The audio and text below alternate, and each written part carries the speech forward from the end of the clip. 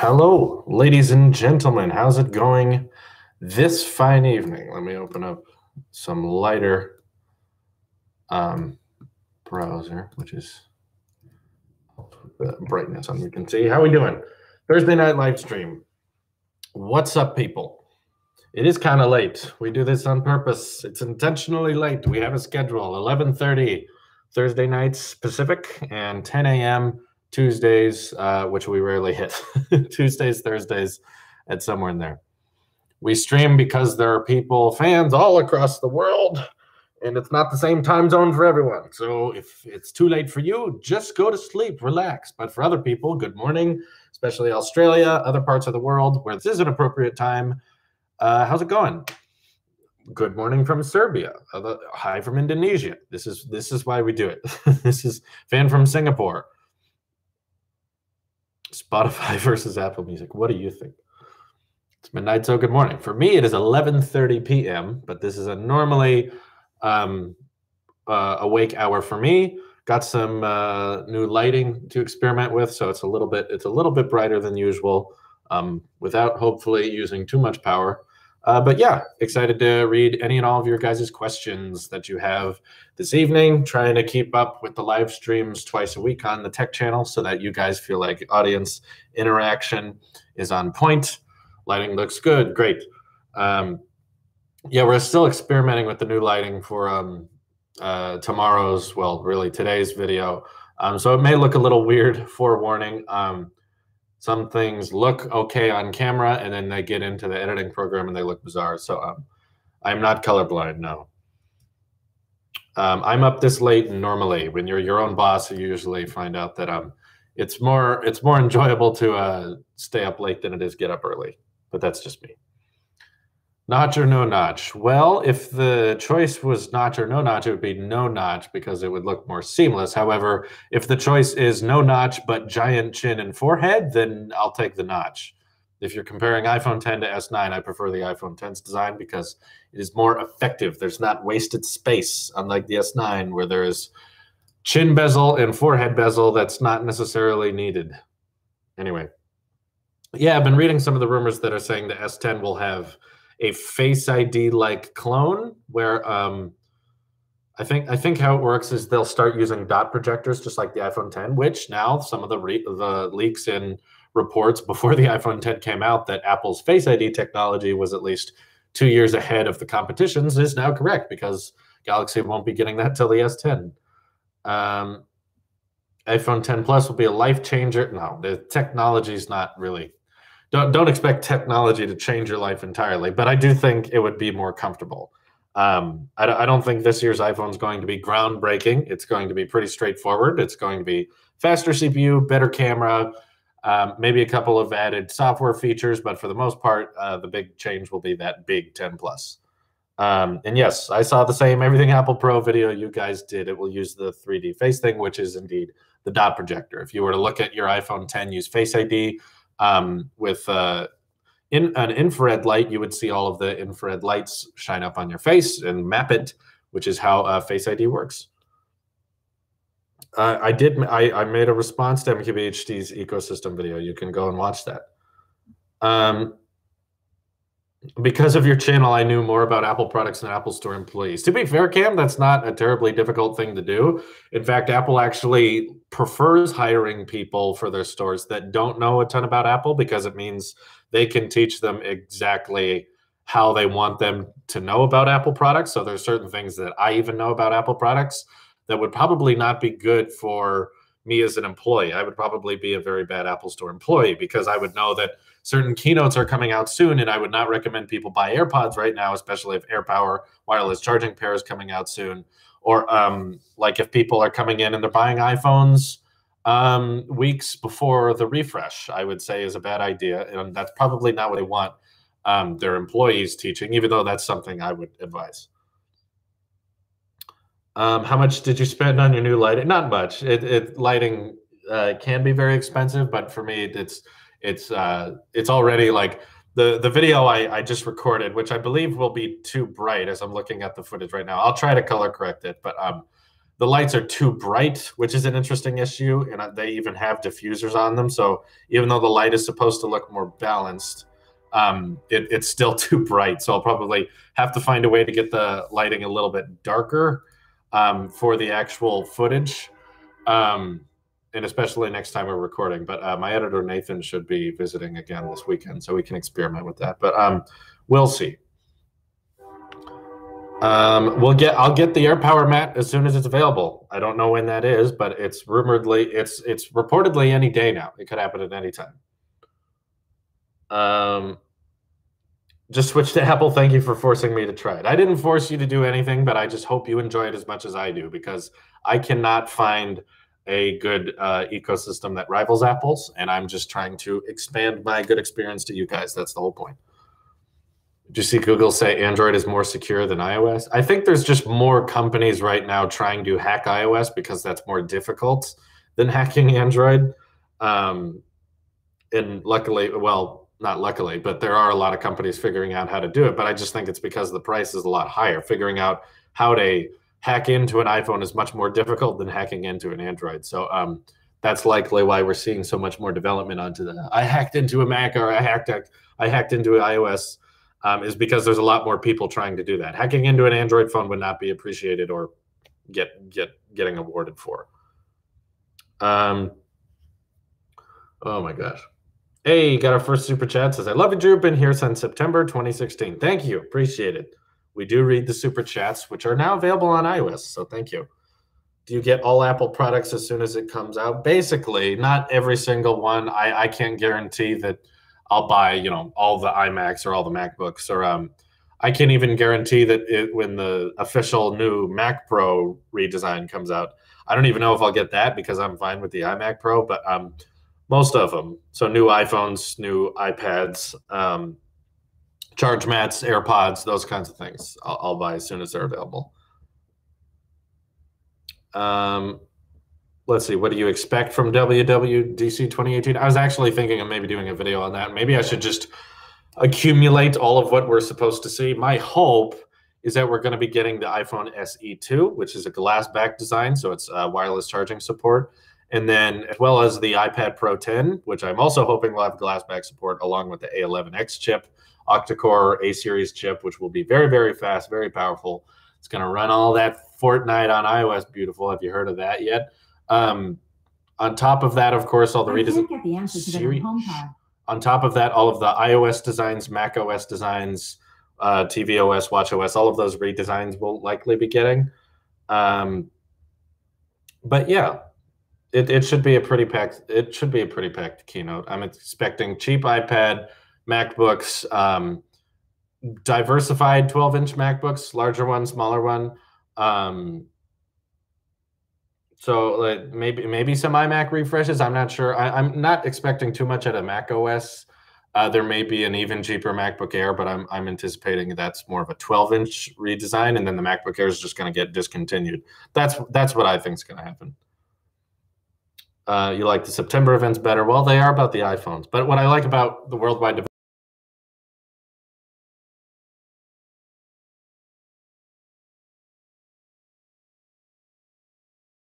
have to pay money for it, which is cool.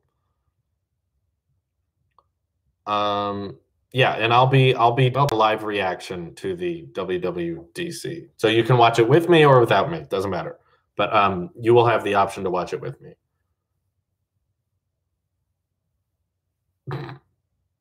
I was very clearly playing Fortnite on the gaming live stream. I don't know what you're talking about.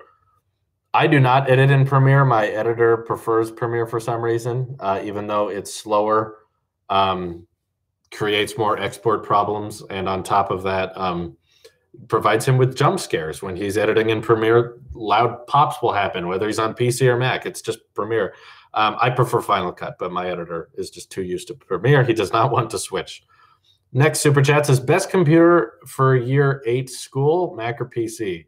Can someone explain to me? I'm sorry, in America, we don't exactly know what year 8 means. Is that like 8th grade? Because we'd call that middle school. Could someone explain that to me? That I don't know if it makes a difference. Okay, it is 8th grade. Thank you. Is it raining outside? I don't know if it makes a difference, but yeah, eighth grade's pretty young for a computer. I don't.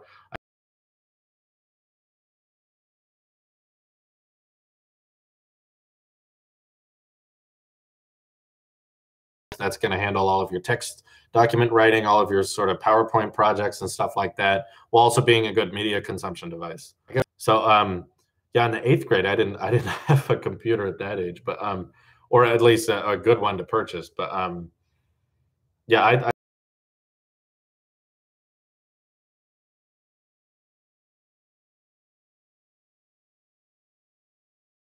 class or video editing class. I don't really think you need anything more than an iPad if you're just talking about taking notes and writing notes and stuff like that. Kristen super chatted. Thank you. It says, I've been loving the whole network so much. I don't think brands need to make budget phones, just make old gens cheaper. Thoughts? Yeah, you sound like my editor, Nathan. That's what I always he does. He like comes up with an idea and then just goes, thoughts? Yeah, I think I've read some articles saying that that's what's been killing a lot of budget Android phones. If people are just buying older iPhones and they turn out to be working out pretty well. So instead of buying a OnePlus 5T, they just buy an iPhone 7 in 2018 because it's still very capable and it still runs pretty well and its camera's fine. So I could see why that's kind of taking over instead. I see why that's possible. Johnny the Dude Man, thank you. Says, I'm an Android fan, but it's nice to hear what an Apple guy has to say. I really appreciate people like that, Johnny. Thank you, the Dude Man, for not always agreeing or not always saying, well, Drew's right about everything, but at least hearing me out, which I very much appreciate. I do the same thing with the tech YouTubers I watch. Most of the time, I'm not agreeing with everyone I'm watching. In fact, rarely, which is kind of why I like having my own tech channel, or why I started having my own tech channel, was just because I felt like no one was representing my side of the argument. So I figured better get in there myself and represent. Anyway, Brocoli says, love your videos, even though I use cross-platform. I mean, I use tons of different devices, to be fair. I'm still using, I use a Windows 10 device every single day. That doesn't change. I've literally switched completely to Android phones when I review them. I don't enjoy it. That's why I don't do it every day. I don't understand YouTubers who can, they say they have two phones on them at all times. They have an Android and an iPhone on them, which to me kind of messes up your argument, because if you got used to that, you can, if you got used to that, you get the benefits of either. So you never experience what it's like to not have the other, which is, I feel like, the kind of main experience I go for when reviewing an Android phone. Is I leave the iPhone, just switch over to the Android phone, because I understand a lot of you guys watching, you can't afford to buy both. That's not the same experience. So when you switch away from an iPhone, you don't realize you're missing out on that iMessage or that AirDrop or all of the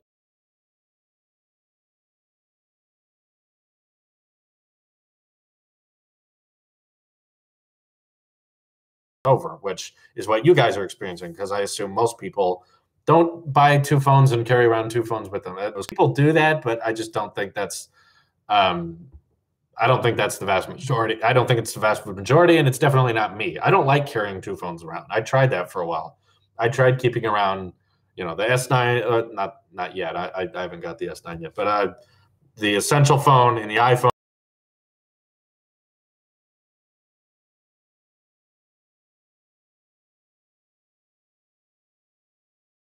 And just have my watch on me, because traveling light is relaxing.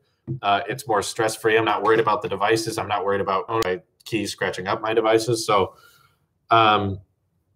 yeah, I've used Android phones and been like, okay, they've got some cool features, but I'm still missing all of the features I get out of my iPhone. So that's why testing them and then just jumping in fully to them is never really to advantage. A lot of people say I choose Android because it gives me more options. I can do more things. It's not as closed off.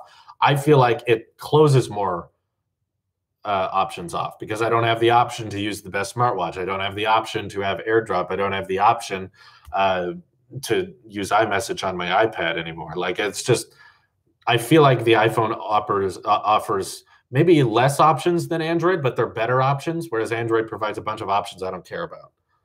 I don't care about skins. I don't care about the way the app looks. I don't care about how your layout looks. It's just all things that people decide on once and then they never change it again. And that seems to be most people using Android.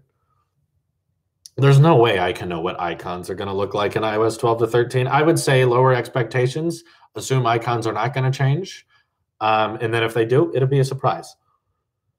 I think there will be some sort of Mac refresh during WWDC. But I don't think it'll be a major redesign. I think it'll most likely be processor enhancements, GPU enhancements, stuff like that. Maybe adding quad cores to the 13-inch MacBook Pros, or adding Thunderbolt 3 to the 12-inch MacBook, things like that. Just don't expect a giant redesign. Did you see that Android Wear got rebranded? I did. I don't know why people are so excited about that. I actually saw an article. I was going to retweet it. I saw an article recently that announced that Android Wear, 1/3 of Android Wear users, so 1 out of 3, are pairing their Android Wear watches to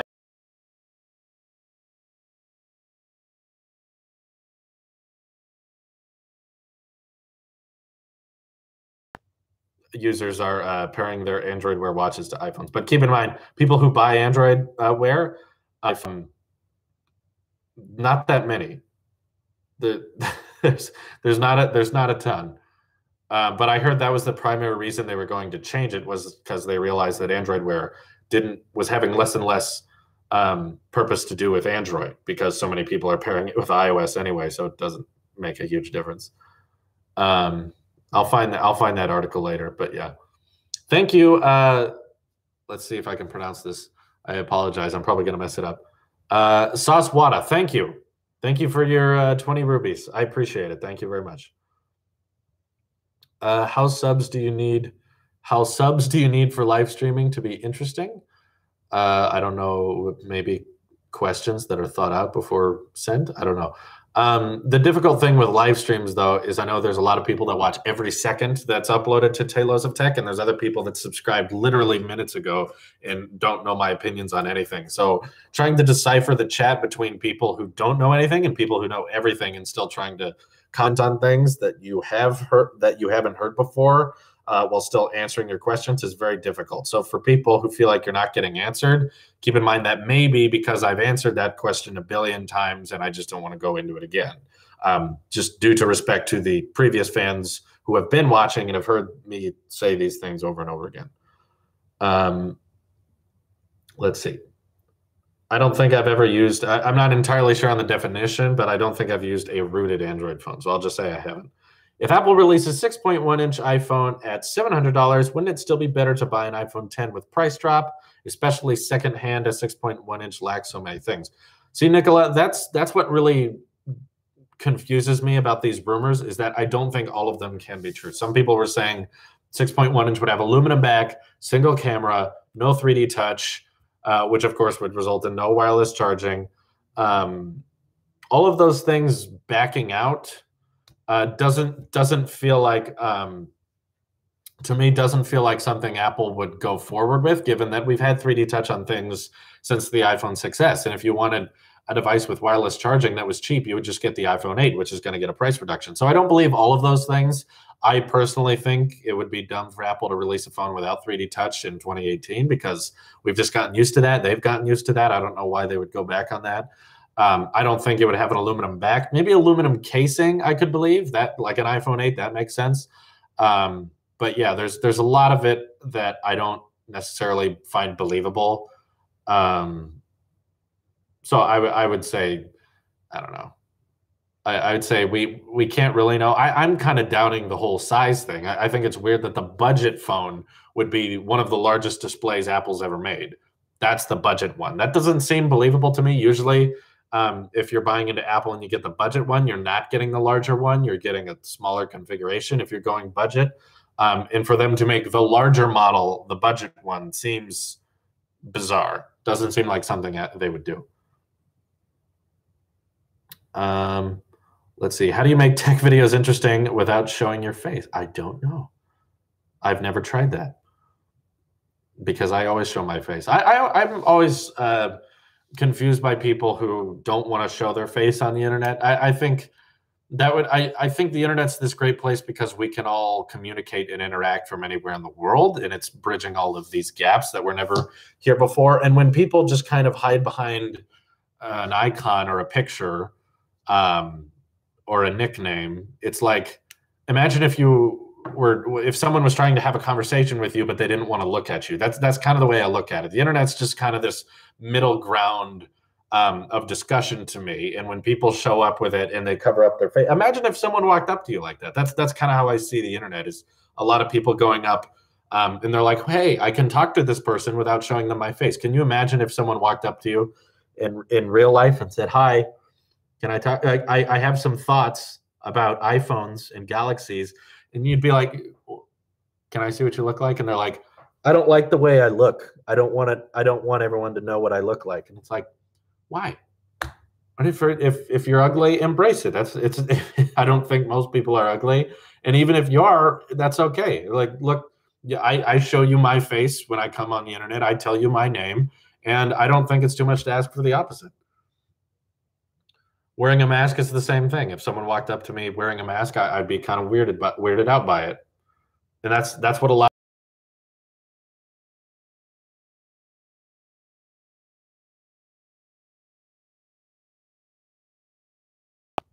Anyway.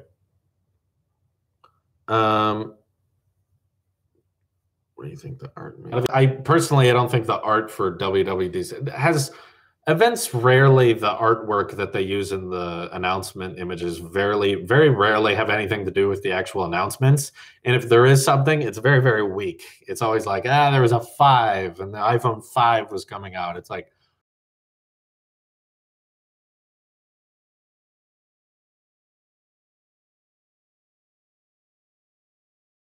but I don't think that means, oh, so this is what iOS 12 is going to look like. It's going to be all 3D and redesigned it. No, I don't think that's what it means. I think it was a creative form of art. Let's see.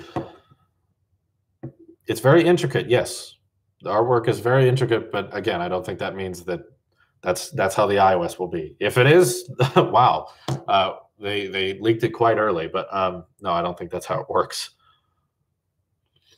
There were people, yeah, they're dissecting every single invitation now. Like, they're going back to every WWDC image and being like, so what did this one tell us? And it's always so loosely based.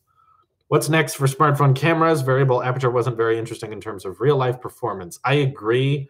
Originally, when the leaks were coming out about the S9 having a manual aperture, I was getting pretty pumped. I was like, oh my God, that's the first time something like that's been available in a mobile smartphone camera. So it'll be interesting to see what happens. Then it comes out and I go, okay, I understand why it wasn't done in a smartphone camera before. It doesn't really make any difference. I'm not saying that the 1.5 aperture was good. I'm just saying that they likely could have left the aperture fixed at 1.5 and likely gotten the same image results. You know, like Jonathan Morrison tweeting, like, you have to have this red dot, and then in the background of this picture, red dot is a little wider. That's the big difference we have to look forward to. And I was just like, who cares? No one's going to buy a phone based on that. And they just made it out to be like the first time this has ever been possible. This is this new technology. Yeah, I know. I'm saying that the low light is great, but I'm saying don't fix the aperture at 2.4. You could have kept it at 1.5 and you would have had the same results. It didn't need to variably switch to 2.4. It may have been a little bit sharper, but it didn't really make a huge difference to me. So, or notice a noticeable difference. So I'm saying, first of all, the S9 is harder to repair. So a lot of this new variable aperture hype doesn't result in a lot of photography differences, yet it makes repairing a lot more complicated. In fact, if you look it up, the S9 is more expensive to fix than an iPhone 10. And that's incredibly substantial when you consider the fact that the iPhone 10 is way more money than the S9. And the S9 still costs more to fix. So it makes the images may look a little better in 2.4. I'm just saying it doesn't make a huge difference. It was a lot of work and a lot of R&D into something that isn't noticeable by people. I don't need to react to the latest HomePod commercial. My initial thoughts on Twitter, and I go into it in today's video with Ask Tailosive, which was just, it's well made. The film I think they were going for is really, really nice. I just don't understand why they have to bring the HomePod into it, because the video had nothing to do with the HomePod ad. And then that's, of course, how we reference it. What did you think of the HomePod ad? It had nothing to do with the HomePod, other than the fact that the HomePod can play music. That's all we got from that. But you could have replaced the HomePod and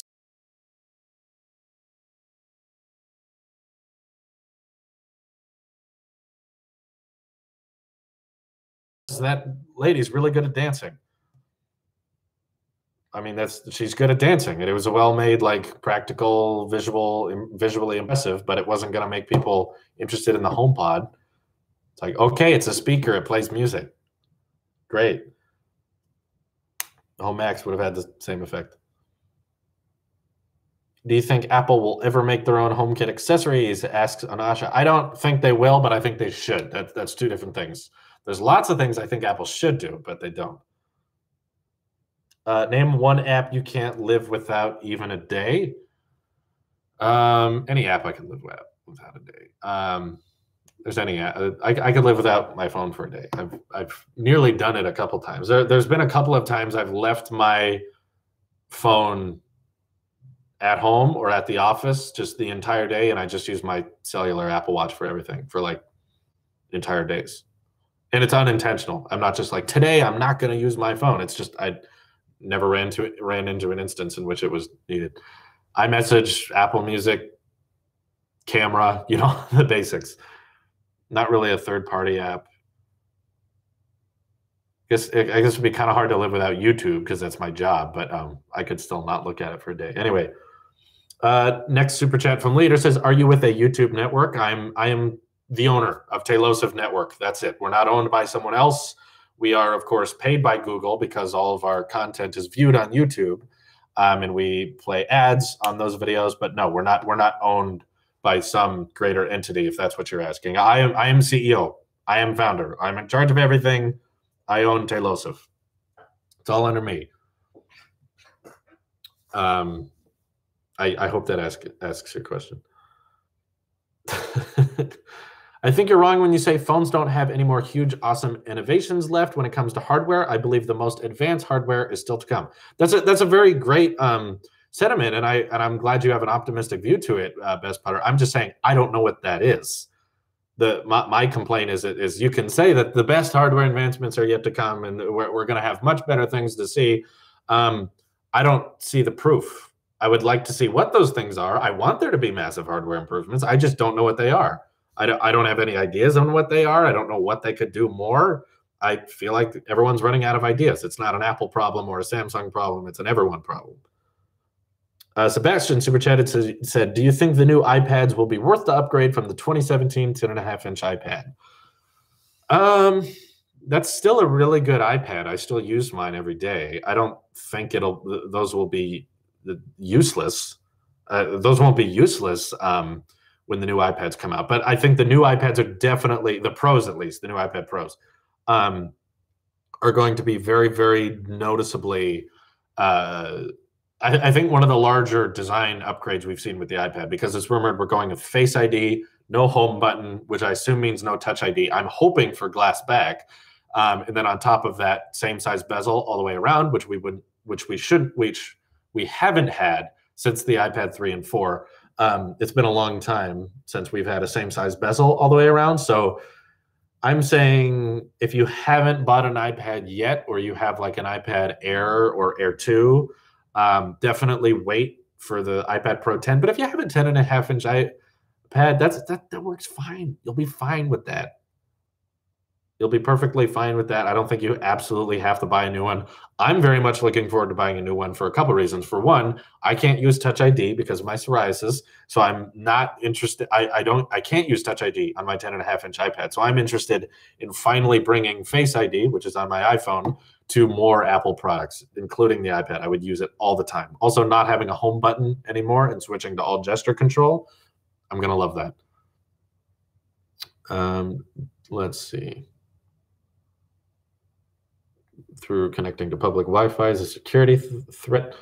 Yeah, I guess a lot of people were upset about that. I haven't run into an issue in which the fact that the Wi-Fi button in Control Center disconnects you from Wi-Fi and not turns Wi-Fi off. I haven't run into an issue in which that's a problem, because usually the reason I turn off Wi-Fi is because I'm connected to a Wi-Fi network that I don't want to be, and I want to switch to cellular, and it disconnects me from Wi-Fi, so it works fine.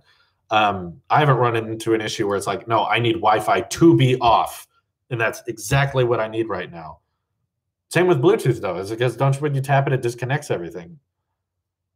A lot of people hate that, though I haven't run into an issue in which that causes problems. I guess that's just me. I'm just alone there, but I kind of like that, though, because AirDrop and continuity and things like that, those require Wi-Fi to be turned on. You don't have to be connected to Wi-Fi, but it's very useful when like I want to disconnect from this Wi-Fi network, so I hit that button, and then if I need to AirDrop something, I don't have to go turn it back on again. That's very relaxing. I mean that's very easy for me. It saves a step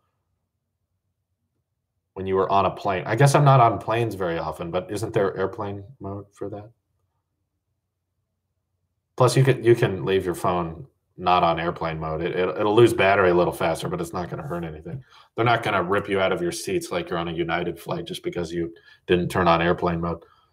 Later, super chat, it says, dude, I want to do what you do, but cringe when I try recording. Did this happen to you? I'm thinking of wearing earplugs when recording.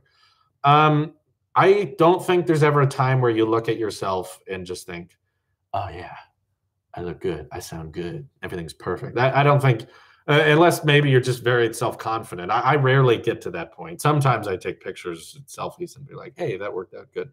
But really the only way to get used to yourself is to just, exposure therapy. Just keep watching yourself, keep seeing yourself, keep hearing yourself, and eventually the voice that comes out of your mouth and the voice you hear when you talk is eventually the voice that comes out of the speakers in your recording. That's just a line that isn't really met when you first start when you first start hearing and seeing yourself, but over time you'll start meaning that line. When I first started recording myself, I didn't know I sounded the way I did either, but that was also before I hit puberty. So I was recording my voice change all the way up till now, and now I see myself, hear myself every single day. I'm seeing myself right now. So I'm just very, very used to it. I do think you can get used to it, but there's not some trick I recommend. I never used earplugs while recording. I would actually later advise against that, because you'd probably start talking in an unnatural way. Right now, I'm just talking to you as I would talk to a normal person. Whereas if you started just listening to yourself, like if I plug my ears and then start talking, I'm not really getting a good representation of what I actually sound like. And I think that's also a good way to keep yourself from sounding boring. If you've ever watched, well, a lot of them are privatized, but if you've ever watched some of the older Tailosive Tech videos, I had a very monotone, uninteresting voice, and it was very cringy to watch, but I kept pushing myself to be more vibrant and to be more interesting in the way I spoke, not just in the words I was speaking, but how I was saying things. And in return, I was trying to find myself more interesting, and I think it worked. I think you guys are watching, and that there's proof of that. I do have an Instagram, but you guys remember, I'm trying to treat you like intelligent beings, and that's why I always say check before you ask. Because simply going on Instagram and searching Tailosive Tech, that would have answered the question. But instead, you don't check and you just wait for me to tell you to go directly there. I just don't like videos where I constantly am plugging myself. I feel like I have to do that now because people don't check for themselves. But I encourage you guys to look for yourself. Answer your own question before I have to. Let's see. Concerning a vid on Google versus Apple approach, you should check out the video by TechAltar explaining their different approaches. I have actually, yeah. I watched some of TechAltar. I don't think I'm subscribed, but I've seen a lot of his videos like that. A lot of people were commenting on the Siri search engine video about privacy, and they were saying, well, Google does a lot of and they record all the Google searches and they record all that user data, and that's how machine learning works. Apple is not about that. They're all about security, privacy, encryption. I think there's a way Apple could do it differently because Google uses a lot of personal data to make that work, and I don't think Apple would have to do that. I think they could still compile search results and use machine learning in ways that don't involve invading people's privacy. But what do I know? I'm no expert. I'm just a tech journalist. This is my job, Richard. This is my full-time job. I work on Tailosive Tech. I work on Tailosive Talks. I work on Tailosive Gaming, movie reviews, the main channel, everything. There's plenty of things for me to do all day, 24/7. It never stops, usually working long into the night, long into the morning, every single day. There's no vacation days. There's no health benefits. I'm self-employed, but that keeps me very much busy. As we are running out of things to put in these new smartphones, what do you think will be the main selling point for the future smartphones? Also, check out Simon's next speech, Start With Why. Okay, thank you. I would say the issue we're going to run into in the next couple decades is what's on the display. Hardware is going to start to become more and more irrelevant because after a while, after a while, we're going to get to a point where even cheap hardware is going to be barely any different from expensive hardware. So a $1,000 phone is just going to have slightly thinner bezels than a $200 phone. Cameras are going to start looking really, really good for budget phones. And battery lives are going to be the same. Displays are going to be the same. So what's really going to matter is what's on the display. And that's why Apple's playing it safe here and making sure that they get software correct. It's not just about selling accurate hardware and making sure your ecosystem works, because what won't be able to be replaced when all hardware starts to sound the same is iOS, watchOS, macOS, tvOS. All of those things are going to be the exclusives. And that's what's going to keep people coming back to Apple. So software, I guess I would say, is the future. Subscription services is definitely the future, and the HomePod is evident of that. It's Apple trying to persuade you to move over from Apple Music, from Spotify, by providing hardware benefits. So now they're saying, don't use Spotify, because if you use Spotify, you can't use this beautiful speaker. That's amazing. It's just kind of the first step in that direction. That's why I suggested Apple making their own search engine, and I wish more people would consider that.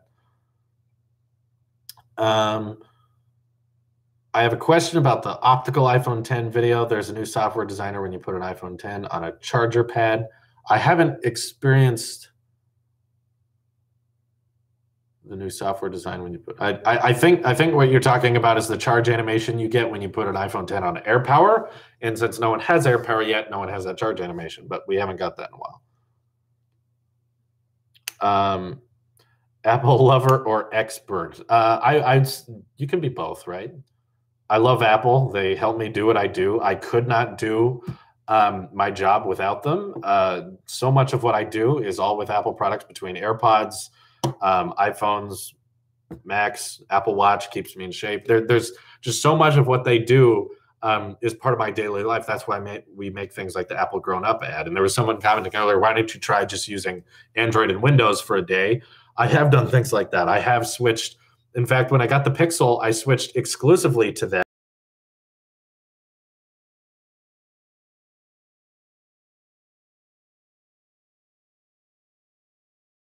as their flagship device. And especially if they do use it as their flagship device, they don't stop bringing around their iPhone, which is what killed it for me. When I switched to an Android phone, I don't bring my iPhone around with me. If I do, it's annoying, but I think for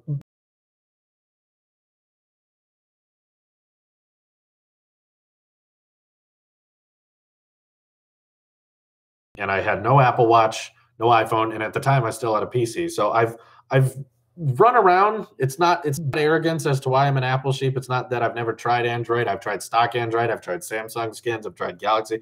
I've tried changing skins to Nova launchers. I've tried pretty much any form of Android you could think, except rooted, of course. Maybe that'll change my opinion. It won't. And I still find myself coming back to Apple because they have things that the other companies cannot offer. It's exclusives. I'm trying not to get too excited for WWDC because it's still a long way away. There's still, like, every single day I have to come up with a new video topic, and I'm thinking of all the topics I'm going to have to think of before the Worldwide Developers Conference. So I'm not too pumped for it yet. As we get closer, I'll get more excited, but I'm trying to contain myself. Do you usually get for views for your live streams during the day than the live streams at night? I'm not sure what you meant, Samuel, but I assume that meant yes, I get more viewers in the daytime live streams, but that's because the majority of my fans are in the United States, and this is a later time for most of the United States. Like for Texas, it's 2 in the morning right now, and for New York, it's 3 in the morning right now. which most of them are not awake. But I do these live streams because I understand that I have a whole nother piece of the audience that's over in Asia, over in Australia, and you guys need to be heard and listened to as well. So yeah, but the daytime streams definitely get more. But if you feel like you're not getting your question and answer here, keep in mind we do live streams on the other channels as well. So if you're subscribed to Talks, you're subscribed to Gaming, we still answer questions over there. They're more focused on the actual topic. Like Onisha says, in New Zealand, it's 8:10 p.m. Thank you. Yes, I do it for people in other places like that. Exactly. It's 2 p.m. here. Yes, that is the point. Even though every single live stream we start, some person's always like, Drew, it's so late. What are you doing? It's like, it's not all about you, okay? There's other people in the world. Are you afraid of getting swatted on a live stream? Yes, definitely. Something I'd be concerned about someday, but luckily, none of you know where we are out here in, I guess I can tell the town, Chico. It's safe. It's safe out here in Chico. And we actually, today, we set up a bunch of security cameras. So at least I would get outdoor weatherproof security cameras, which was kind of cool. So at least we get notified before it happens, and I would not give the swatter the pleasure of watching it happen. So I definitely end the live stream before anything like that happens. But yes, I'm pretty sure no one has figured out where we are. I've seen people get swatted. It's not fun. And it's very, very sad because they don't realize how much time is being wasted in the process. Because sadly, SWAT teams or police have to take that kind of threat seriously. But now especially, it's getting really dangerous, especially for people who attempt to SWAT. If you haven't read those stories yet, when you attempt to SWAT someone, they can actually geo-track the phone call back to the pranker. So when they do that, the guy who made the prank can actually get jail time. So yeah, it doesn't end well for the prankers. Sadly, they get arrested. I actually would say this. I normally don't subscribe to people due to uploading all the time myself, but I enjoy your content. You're practically the Philip DeFranco of Apple. Yes, I've got the lights in the blue behind me. I'm pretty much. I don't subscribe to Philip DeFranco because I don't care about every single piece of news that comes out. But anytime there is a piece of news that comes out that I'm interested in, I definitely enjoy watching DeFranco. He seems like a very sensible guy, and if I had to nominate a YouTuber to be in charge of YouTube, it would be him. I think he would treat things very fairly. I don't know if swatting should be charged to attempted murder. That seems a little over the top, but it definitely should not be taken lightly. You're wasting police officers' time. You're scaring people. You're wasting SWAT members' time. So that, yeah, I'm okay with that getting prison time and a massive fine. Means that, like, it's kind of like the boy who cried wolf. Like, you know, if you abuse the police and you abuse SWAT, imagine if that happened. Imagine if you actually were in a bitter situation and then you called the cops and they knew it was you, the pranker, and they said, no, we don't believe you. Now the cops aren't going to come and help you. That would be a big problem. That would cause a lot of issues. If Apple made a car, it would likely be hundreds of thousands of dollars, so I likely wouldn't be able to afford it. Same as the reason I don't own a Tesla. YouTube is mindful time as well. How do you feel about the press event? Do you think the press event is more or less likely to happen this month? I'm excited for something new. I don't think we're going to get a March event. I think that time has passed. They didn't do one last year. They're likely going to do a pretty massive website refresh, but we're not going to get an actual event. It wouldn't be long enough. They don't keep in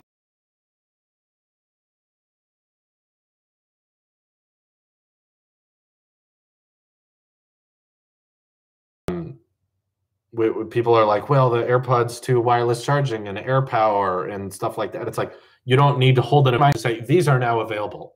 You can just do what they did with the HomePod. They just be like, they're available now. Okay, let's buy them. There could be a pretty massive website refresh where we get a redesigned budget iPad and we get the AirPods 2 wireless charging case and AirPower. I'm expecting all that, but I don't think there will be an event because sometimes there are events that are just too boring. Like the last March event was 2016 and not much happened. It was an hour long. There was most of it was just about how eco-friendly they are, which is great, but it's just we don't really need a keynote for them to tell us that they're eco-friendly. It's like, we know that. You already said all these things. Great. And then it was like The iPhone 5S is now better with the iPhone SE, and the iPad Pro now has a smaller form factor, 9.7 inches. That was it. And then they left. It was a very short, uneventful keynote. It was kind of boring. So I'm kind of okay if they save all of the events and the big announcements for big keynotes like Worldwide Developers Conference and then the September keynote where the iPhones come out. That I'm fine with that. Do you think you will? Oh, sorry, there was a super chat. Sorry for bugging you, but I'd appreciate it if you would kindly fix the freezing issue for offline or online even live streams. It's not on my end. This is running fine for me. Everything's all systems are go. If there's freezing issues or online issues, that can be on your end, that can be on YouTube's end, but there's nothing I can do. There's basically the extent of what live streaming is for me is I open Google Chrome, I go to the live stream option and I hit go live. And it will tell me at the top, low connection, low bandwidth. If the Wi-Fi goes out and the stream's not working, that's the extent of what I can do. And as other people in the chat are saying, it's okay on their end. So I apologize if it's freezing or going offline. That it's not on me though. I apologize. Is the FC2 for sure coming to WWDC? There's nothing for sure about rumors.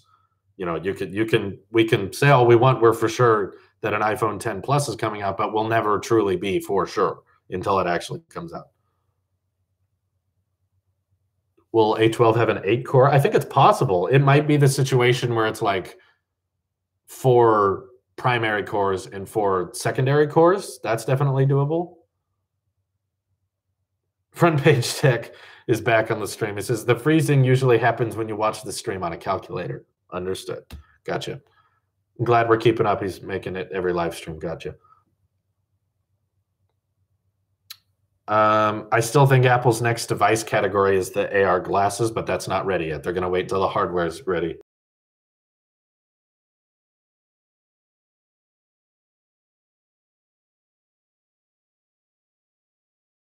The choice made possible by your channel. Thank you.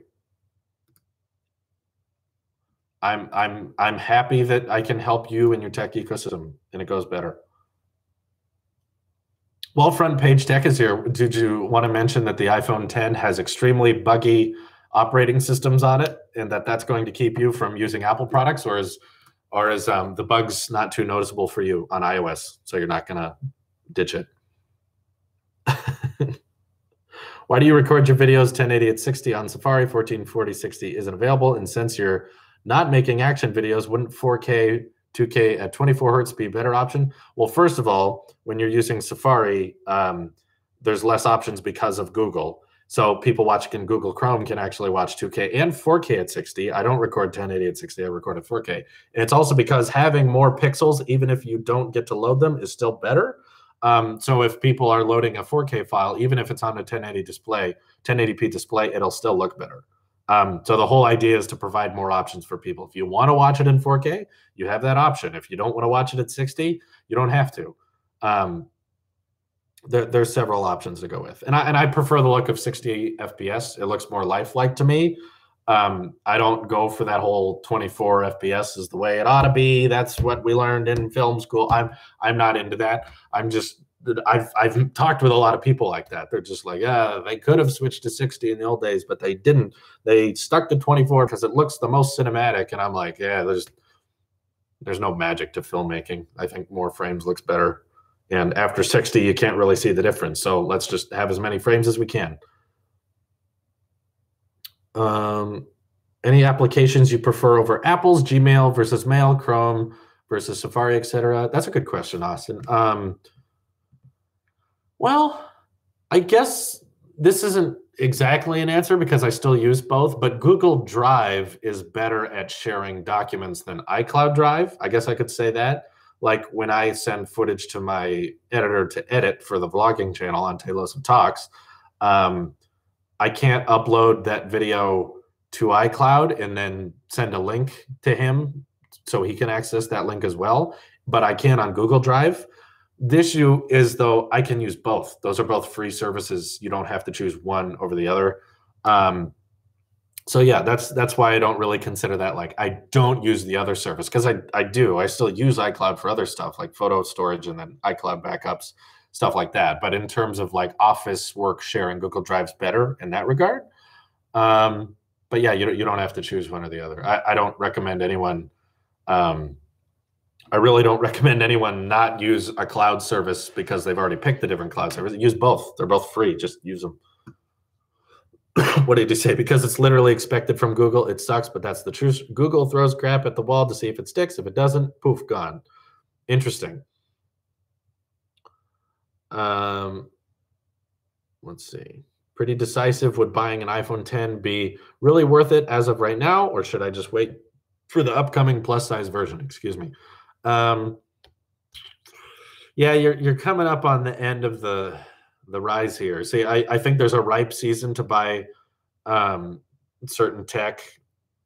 Like that, there's certain times you should buy iPhones and not. But you're coming up near the peak here, where it's like now, if you start buying an iPhone 10 into April, May, June, it's not going to be flagship for terribly long time. It'll be a flagship for a little while, but you really want to get it early. That way, it stays a flagship phone for a long period of time. So, not that it'll be a bad purchase. It'll still work out and it'll work for years, but it just shows that like in 6 months now, or in 5 months now, in 4 months now, a new phone's going to come out that'll be better for the same price or cheaper. So yeah, I would say March, I guess you're safe. You could still buy an iPhone 10 in March and feel like you have a flagship phone for quite a while, and it'll work for a long time. It's not going to be bad, but I would say March is kind of pushing it. When Google, yeah, sorry, I'm biased to reading front page text comments because we did our collaboration. When Google releases something, there's always that chance that they ditch the project and forget about paying child support. That's a that's a great way of putting it. Kind of like the Nexus lineup and the Pixel C tablet. Excuse me. S9 Plus Geekbench 4 single cores are vastly different between Snapdragon and Exynos chips, and yet still slower than Apple's. So like they could not use Snapdragon, even though they are using Snapdragon, which is slower. They could even move over to the new CPUs, and they still wouldn't beat Apple's. That's the funny thing. Regardless, it doesn't change the fact that they're using Snapdragon. We need to compare them to Snapdragons. We don't need to compare them to CPUs that no one can use. Doesn't make a difference. Like it's like Apple's working on some top secret CPU right now. No one has it, but let's compare to that. It's twice as fast. Let's see. Why do Google enthusiasts overlook Google's problem of killing products like Google Glass and Google Wallet? Okay, so that was the question I got. Apple is too big to give any cares for CES. They can put it on their own event, get their own headlines. And I don't personally think Apple likes showing off tech that's not ready yet. That kind of disregards what Apple's into. Anyway. Oh my God. What do you think about Fortnite on iOS? Please subscribe to Gaming if you want Fortnite content. There's plenty of it. We recorded hours of it today. Except for the HomePod. I don't see how that's an exception though, because the HomePod, while it was unveiled at WWDC, when you found out how much it was, they had a due date. They pushed it a little bit, but it wasn't a concept. The HomePod is different than something like the Vivo Apex. Vivo Apex, we don't know how much it is. We don't know when it's coming out. Apple had a deadline. They had to push it a little bit, but that's different than this will go into production at some point. It still wasn't ready, but it was definitely going into production. That's different than a concept product. A concept product is one you design purely for the views. You make something that looks really good, but in practicality isn't very useful. Anyway, Project says, I've seen multiple viewers encountering the same issue. Could you check on the offline live stream videos when you have the time? Time marker keeps going and videos still freeze at the same places. Other channels don't, though. Again, there's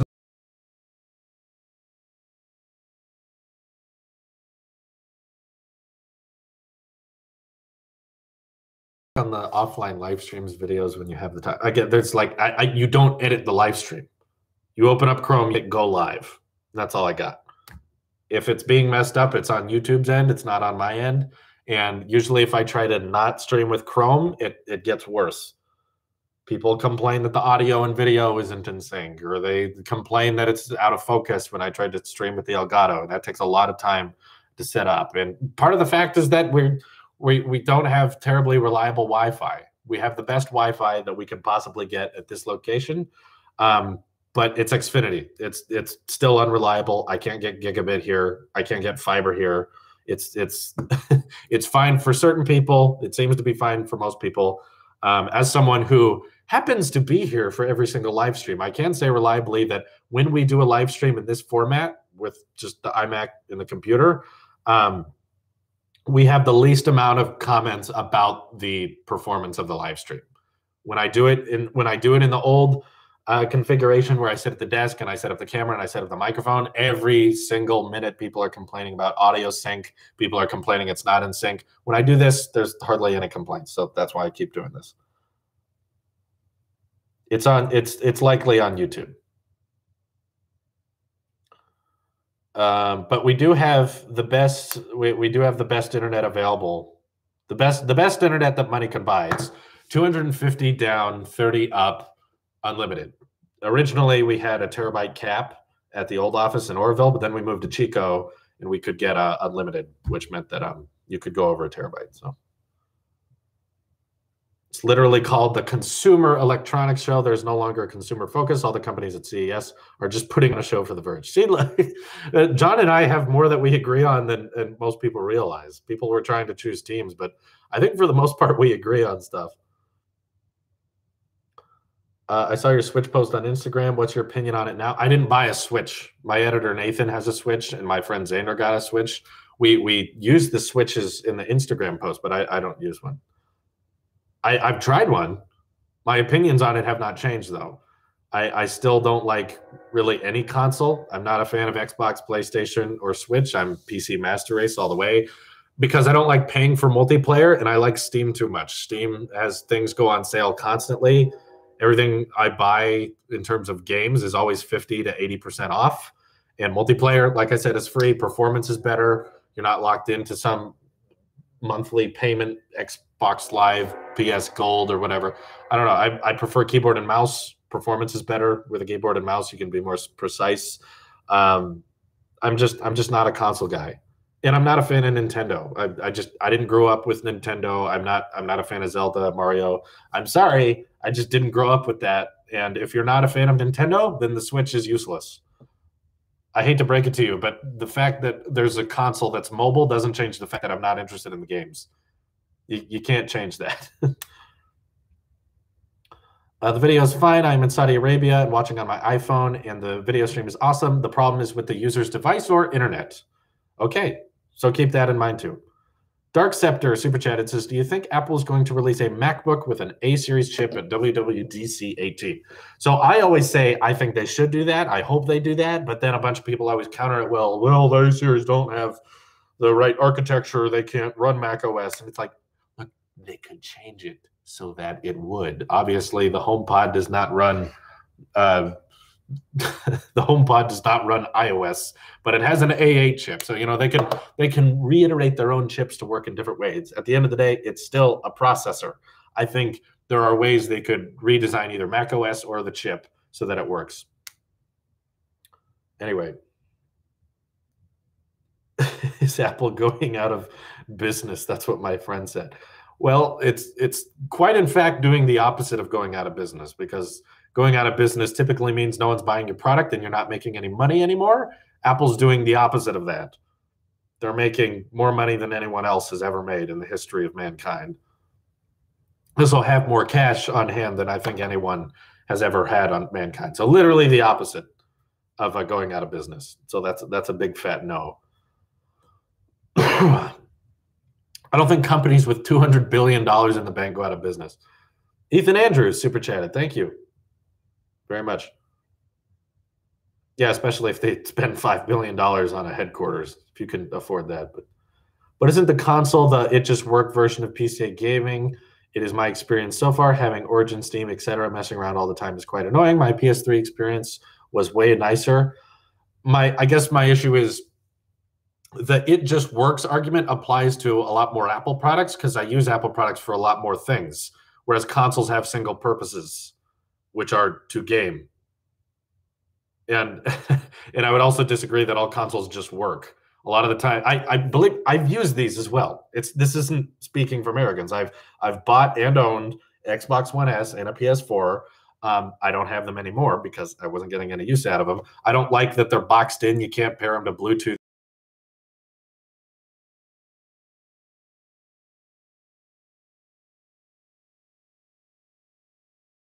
$60 on something. That seems wasteful for me. And usually the it just works argument is me plugging it in and finding out that it has to go through 20-minute states, and then the controller needs an update. So no, I don't agree that consoles are the it just works argument. The PC gaming can have its hiccups because Microsoft is stupid and Windows 10 sucks, but I would still prefer that to a console experience. Anyway, thank you, Ethan. And thank you, Ryan, who is also super chatted. I appreciate it. Yeah.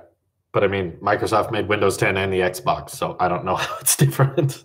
They made PC and Xbox. I use Windows 10 for gaming as well. Alden says, I have the 1998 MacBox if you want. Yeah, sure. You guys keep in mind, you can send anything you want. The P.O. box has been kind of empty recently. I'll add it here in the chat as we're nearing the end of the live stream here. So if you have any final questions, super chats, now's the time to ask. But yeah, you guys, for those who don't know, you can send us anything. We have a P.O. box back in Orville because I live in Orville, so I check it pretty regularly. But yeah, you can send whatever you want, Alden. Lucas says, what do you think AirPower next week or the week after that? Also love your videos. I would likely say as long away as possible, probably the last week of March is my guess. Hopefully sooner. Hopefully sooner. I've got a lot of classic Macs as well, but yeah, we'd gladly add them to the collection. What would you want in the next Google Pixel? I'd prefer if there wasn't a next Google Pixel. I'd be fine if they just gave up, just partnered with Samsung more.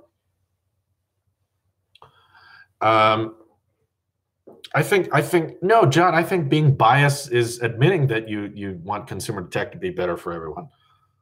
Being biased is like I think that if everyone used the Apple ecosystem, they would have a better experience. But that's just me. I'm just biased to believe that. Why don't they just push it to WWDC? Because we want it now. They said early 2018. That's not early. That's mid 2018. March, I guess, is still technically early 2018, but I don't know. I'm glad we still have a lot of Pixel owners. I mean, Pixel owners that are viewers. I'm glad we can still have discussions and keep it civil. There's lots of Tailosive merch. Go to any regularly edited Tailosive tech video and look in the description. There's lots of stuff down there you guys can check. I guess I should remind y'all more often. What do you think the iPhone SE2 is going to be like? Check out Apple iDesigner's concept. That's basically what I think is exactly going to be. Ooh, before I go to sleep, been wanting to ask you for a while, what did you think of the Last Jobs movie? I didn't watch the Michael Fassbender one, but I heard good things about it. Because mostly Johnny Ive said he didn't support it and he didn't want people to watch it. So if the actual best friend or one of the best friends of Steve Jobs himself said that it was an inaccurate representation, I was kind of like, oh, okay, so maybe we don't want that to happen. But I thought the Ashton Kutcher one was interesting. It was just kind of like a straightforward, here's what happened. And he also, Ashton Kutcher looks just like Steve Jobs. It's amazing. It's amazing how uncanny that resemblance is. I've only seen 3 Pixels in real life, none of them Pixel 2. I don't know anyone in person who owns a Pixel 2. I've never seen that. But anyway, time to wrap this up. Going to be working back on Ask Tailosive, trying to figure out this lighting situation. It doesn't look too good right now. I'll do everything I can to fix it, but keep that in mind. You current viewers, next video might not be lit very well. But either way, thank you guys for your super chats and your questions. And again, there'll be more tech streams on Tuesday. But if you want even more Tailosive content, you can check that out on all the other channels. We just uploaded a vlog. Tailosive Talks, Tailosive gaming, Tailosive movie reviews, the main channel where we do comedy skits every single week. Check all that good stuff out. Anyway, last super chat here from Lucas says, how hard will the A11X chip crush the other ones, especially the ones from Intel and Snapdragon? Like, they're going to turn it up to 11. They're going to just unbelievably crush it. They're going to destroy it. Believe me, it'll be powerful. Probably Geekbench scores in the 11,000, 12,000 range. Anyway, thank you guys for watching. This is your Apple Sheep here, and I will see you in the next one. Have a great night.